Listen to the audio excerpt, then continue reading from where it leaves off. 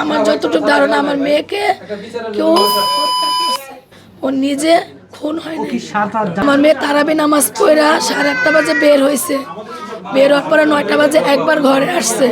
9টা বাজে বের হওয়ার পর আমার মেয়ে আর ঘরে আসে না। আমি 9:30 থেকে ঘরে খোঁজা শুরু করছি। 11:30 বাজে আমার মেয়েকে পাশের বাড়িতে নির্মাণ নদী একটা বিল্ডিংয়ের লিফটের ওই ইয়ার মধ্যে পাওয়া গেছে। তখন আমি 999-এ ফোন দিছি। ওনারা বলছে আপনি থানায় যান, মিসিং ডায়েরি করেন, আইনের সহযোগিতা আপনার মেয়েকে খুঁজে পাওয়া হবে, যতটুকু সহযোগিতা লাগে আপনাকে করা হবে। অর্ধেক রাস্তা আসছে পরে আমার মেয়েকে পাওয়া গেছে। তখন অলরেডি মাইকিং করা হয়ে যাইতেছে, মাইকিং শুরু হয়ে গেছে। 2 মসজিদে মাইকিং করা হয়েছে। তারপরে 2-4-5 জন মিল্লা ওই বিল্ডিংয়ের ভিতরে মোবাইল নিয়ে গেছে। যে দেখে কি দারোয়ানে মোবাইলের লাইট জ্বালাইয়া সিমেন্টের বস্তা বাঁধতেছে। পরে বলে এই তুই এখানে কি করস? আমি তো বস্তা বাঁধতেছি। কয় তুই লাইট না জ্বালে এখানে কি এর বস্তা বাঁধতেছে? এনে যে মাইয়া ঢুকছে তুই জানোস? কয় না আমি কোনো বাচ্চা দেখি নাই। তারপর ওনারা যখন মোবাইলে লাইট দিয়ে দেখে ওই লিফটের ওই ট্যাঙ্কির মধ্যে পানির মধ্যে আমার মেয়ের চুল দেখা গেছে। একটা কাঠালি কালার কামিজ পরা ছিল, কামিজটা ভাসে আছে। তারপরে একজন লাফ দিয়ে আমার মেয়েরা উঠাইছে, উঠায় তারা ঝাঁকাইছে, পেটে চাপ দিছে, কোনো পানি বের হয় নাই, মুখ দিয়ে শুধু বিস্কিট বের হয়েছে। হ্যাঁ, তারপরে ওই অবস্থায় তারপরে এই যে ঢাকা মেডিকেল নিয়ে গেছে আর কি, ঢাকা মেডিকেল নিয়ে গেছে। এখন আমার যতটুকু ধারণা আমার মেয়ের জামার মধ্যে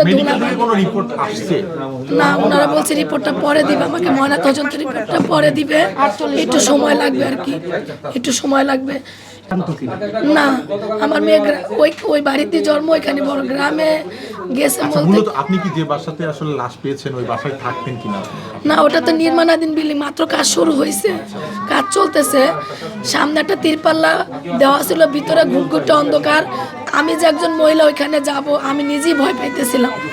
আমার বাসার সামনের বাড়ি, আমার মানে চেঞ্জই আসে না যে আমার মেয়ে এখানে ঢুকবে। আমার মেয়ে দিনও এখানে যায় না, রাত্রে ওইখানে কিভাবে কেন গেল? থানা কেন ঘেরাও করছি মানে আমরা থানায় সবাই মিলে আসছে, একটা বিচার চাইছি। আর মহল্লার ভিতরে কিছু উৎকট কথা ঘোরাফেরা করছে, যার কারণে মহল্লার মানুষগুলো উত্তেজিত হয়ে থানার সামনে। আচ্ছা, একটা প্রশ্ন, গতকাল কি মামলা করতে এসেছিলেন? আমি মিসিং ডায়েরি করার জন্য বের হয়েছিলাম। নিয়েছেন মিসিং ডায়েরি? না, তখন মাঝ রাস্তা আসার পরে খবর পাইছে আমার মেয়ে পাওয়া গেছে, তখন আমি আবার চলে গেছি। আচ্ছা, পুলিশ নাকি দাবি করছে যে বাচ্চার বাবা তাকে মেরেছে, অনেকে বলছে এই কথা শোনার জন্যই আমি থানায় আসছি। আপনারা শিওর না? না, আমরা শিওর না। এই কথা কে বলছে? থ্যাংক ইউ হেল্প করতেছে কালকে রাতে থেকে করতেছে। এবং আজকে সারাদিন 2টা অফিসার আমার লোকে ছিল। আমার একই কথা বলছে যে আপনার মেয়ের হত্যার বিচার আমরা করব, বুঝছেন? আমি যথেষ্ট পরিমাণে হেল্প পাইতেছি, বুঝছেন? এই কথা মানুষের বাহিরের মানুষে বলতেছে, এগুলা ভুল বলতেছে, শুধু প্রচার করতেছে আর কি। কিন্তু আমার যথেষ্ট পরিমাণ কালকের রাতে থেকে অনেক কাজ করতেছে, সকাল থেকে ইফতারি পর্যন্ত আমার সাথে ছিল। এবং আমার মেয়ের পোস্টমর্টম করাইয়া আমার সাথে বাইর করে দিছে। মেয়ের চাচি বা মেয়ের ফুফুরা এই যে এখানে বসা ছিল, ফুফু এটা আমার সাথে, এবং এই যে আমার ওয়াইফ বসা, এই যে আমার বাইরে বসা। শোনেন, বাইরের লোক, এলাকার লোক কিছু আইসে যে এক কষ্টে যদি এক মেয়ে হইতো, এই কষ্টে এই জায়গার ভিতরে আসছে, জানি সুষ্ঠুভাবে জানি বিচারটা হয়। এবং আমি নিজে যে বলছি, দেখেন আমার যথেষ্ট পরিমাণ হেল্প করতেছে, হ্যাঁ, অফিসারেরা, এতে কোনো সন্দেহ নাই।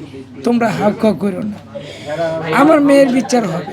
আচ্ছা, তারপরও পুলিশ আপনাকে হেল্প করতেছে, তারপরও বাহিরে তাদের অবস্থান কেন? তাদেরকে গিয়ে বলে আসছেন? হ্যাঁ, আমি বলে আসছি এই কথা। আমাদের যেটা 12 নম্বর যে গলিটা, ওরা যারা আসছে ওরা আপাতত এদিকে নাই, আপাতত এদিকে নাই আর কি। কিন্তু এই আশেপাশে এলাকার লোকরা একটা ধরেন আসলো, যে যেমন আপনি ক্যামেরা ধরছেন বা আপনি মাইক ধরছেন, কথা বলতেছি, বলে ফেললাম একটা আর কি, বলে ফেললাম একটা আর কি। এখন বাচ্চাটা দাফন কবে হবে বাবা? আজকেই হবে। আজকে রাত্রে নিয়ে যাবো কুমিল্লা, কালকে আল্লাহ বাসালে সকালবেলা দাফন দিব। লেট করার কারণ কি? লেট করার কারণ আমি মামলা করতে আসছি। হ্যাঁ, সারাদিন আমি পারি নাই। ঢাকা মেডিকেল 5টা পর্যন্ত করছে, তদন্ত করছে। 5টার পরে দিয়া আস্তে আস্তে 6টা বাজছে। 6টার পরে দিয়ে জানাজাটা দেওয়ার পরে আমি ইয়াতে আসি মামলা করার লেগে, এবং সাথে আমার বাড়িওয়ালারা সুদ্ধা নিয়ে এসেছি।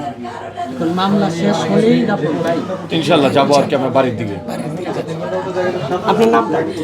আমার নাম মোহাম্মদ লিটন। আমি পেশায় এই যে পাঞ্জাবি শিখি। সবার দাবি যে সিসিটিভি ক্যামেরাটা দেখলে বোঝা যাবে। হ্যাঁ, আমার এই সিসি ক্যামেরাটা জেনে দেখাইবো, এটাও বলছে আমাকে, বুঝছেন?